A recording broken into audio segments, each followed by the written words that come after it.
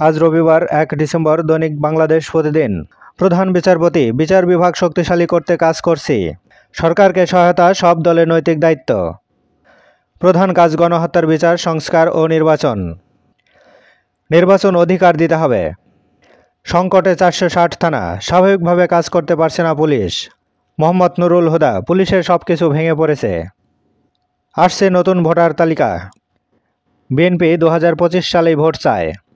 তারেক রহমানের সঙ্গে লন্ডনে বৈঠকে বসছেন ফখরুল। চিন্ময় ইস্যুতে জাতিসংঘ বাংলাদেশ। ব্যবসা চালানোই এখন কঠিন, ব্যবসায়ীদের নামে হয়রানিমূলক মামলা, ব্যাংকে অরাজকতা, বাণিজ্যিক সম্মেলনে ব্যবসায়ী নেতাদের অভিযোগ। দিল্লি ও কলকাতায় বাংলাদেশ হাই কমিশন নিরাপত্তা বৃদ্ধি।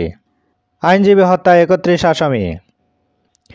জামায়াতে আমির, কাণ্ড জ্ঞানহীন নয় এ জাতি। নতুন আতঙ্ক জিকা ভাইরাস, ৩ মাসে ৮ জন শনাক্ত, সতর্কতার পরামর্শ। জাতীয় ঐক্যের ডাক ৫০ বিশিষ্ট নাগরিকের। বিপজ্জনক পণ্য নিয়ে বিপাকে চট্টগ্রাম বন্দর কাস্টমস। বিদ্যুৎ জ্বালানির বিশেষ বিধান আইন বাতিল করে অধ্যাদেশ।